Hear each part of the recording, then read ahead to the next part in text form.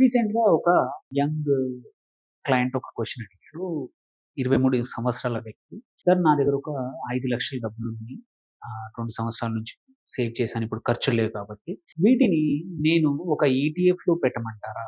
Nifty 50 ఈటీఎఫ్‌లో కానియండి, అందులో invest చేయమంటారా? ఒక 10 సంవత్సరాల వరకు నాకు డబ్బులు అవసరం లేదు.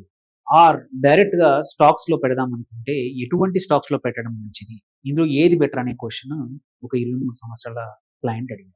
Certified financial planner. ఈ దీనికి ఆన్సర్ ఏంటి? ఏది బెటర్? అనేది కొంచెం డిస్కస్. ఫస్ట్ థింగ్ ఏంటంటే నిఫ్టీ 50 ఈటీఎఫ్ మంచిదా? కాదా? ఇది వండర్‌ఫుల్ ఫండ్. ఇది మంచి ఎక్స్టెండెడ్ ట్రేడెడ్ ఫండ్, లో కాస్ట్, డైవర్సిఫైడ్ ఫండ్. ఎందుకంటే 50 స్టాక్స్‌లో నిఫ్టీ 50ని మిర్రర్ చేస్తూ యాస్ ఇట్ ఈస్ ఇన్వెస్ట్ చేసే ఫండ్. ఎవరి టైమ్ అవ్వచ్చు. ఆల్సో జడ్జ్‌మెంట్ చేయడం. అంటే ఏ స్టాక్స్ బెటరో ఏవి తెలీదు. సో, ఇది వెరీ గుడ్ పాసివ్ ఫండ్. మనం బిజీగా ఉన్నాం. లైఫ్ స్టైల్ బిజీగా ఉన్నప్పుడు Nifty 50 is not a bad choice. It's a very good choice. లేదు దానికన్నా యాక్టివ్ ఫండ్స్‌లో ఇన్వెస్ట్ చేస్తా అంటే చాలా ఆప్షన్స్ ఉన్నాయి. నిఫ్టీ 50 ఏంటంటే large cap fund.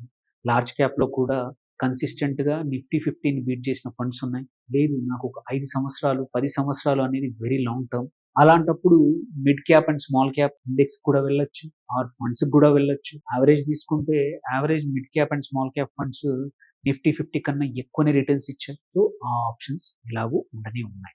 So, Nifty 50 ETF అనేది గుడ్ మెథడ్. మనం చూసుకుంటే 13, 14% వరకి లాంగ్ టర్మ్‌లో పెరుగుతుంది.